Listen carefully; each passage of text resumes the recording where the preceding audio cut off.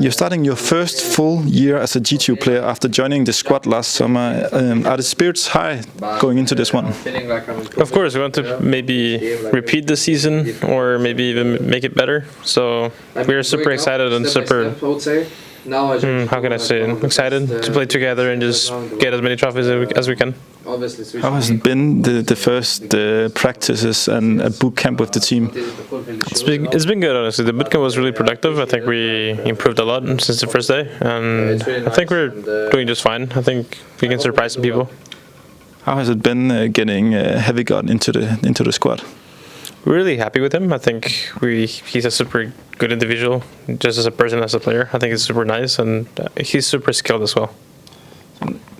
Specifically, what does he add to the server? Where do you see his strengths? I will say he's a more solid anchor than I was, so I think that's just better to have it. And yeah, I would say just having more skill as an anchor player, just something that I just couldn't bring to the team, kind of. Yeah, because for us outside players, can you talk me through the role changes and position changes? This has required the new roster changes. Yeah, so he's moving into the anchor roles. Of course, he's replacing me, and I think he's doing a better job than I did. I'm trying to be honest, and like I didn't think I was a really good anchor. I was just doing some basic job, but I'm not an anchor, you know, so it was hard to do it for me. And now I'm taking over the star positions from NiKo, so I think I'm doing a decent job as well. I cannot be NiKo, of course, because like he's super experienced and everything, and I'm just trying to do my best to replace him as fast as I can, but it's gonna be a tough job, you know. 7 years of experience or more into like what 7 months on tier 1 is just super hard to replace, so yeah. What is something that Taz and maybe Snacks also are saying to you, because it's big shoes you're filling in? How do they help you filling those shoes? They always tell me that I have to be like centered on, or like I have to put my foot on the floor, because like I cannot be NiKo, and I'm not gonna be NiKo. I can be better than him, I can be worse than him, but I'm not gonna be NiKo.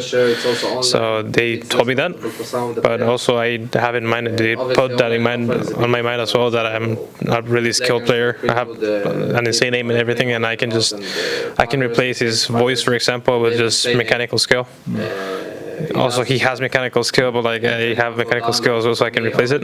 But yeah, they just tell me to be calm, that being vocal as he was is gonna come with time. But for now, I can just focus on my crosshair and try to be as impactful as I can, just with skill. And also, I'm a little bit vocal, but I'm trying my best, you know. Yeah, because one thing is the mechanics of NiKo you're going to miss, but it also seemed like he was a big voice in the team, and with his experience and his mid-round calling. What does that change for the team not to have that? Mostly for CT side. He was the biggest voice on CT, because he was having my positions. Of course, he was putting the team together, and CT just reacting together and just doing some plays that was according to the match. He had some good reads about the other team as well, so that was really important from him. And I tried to learn the most I could, because I knew at some point I was gonna replace him. But I was trying to learn the most I could, and I feel like I did. I feel like I got some stuff from him, and he told me like when he was gonna leave, he told me that whenever I needed his help, I can just message him and everything. So he's a super nice guy, and I'm super happy that I played with him. But time to replace him, big shoes, you know. But it's gonna be fine. It's no secret that you haven't been in your roles, as you also said, in G2 so far. What can we expect from malbs now that you're into your preferred roles?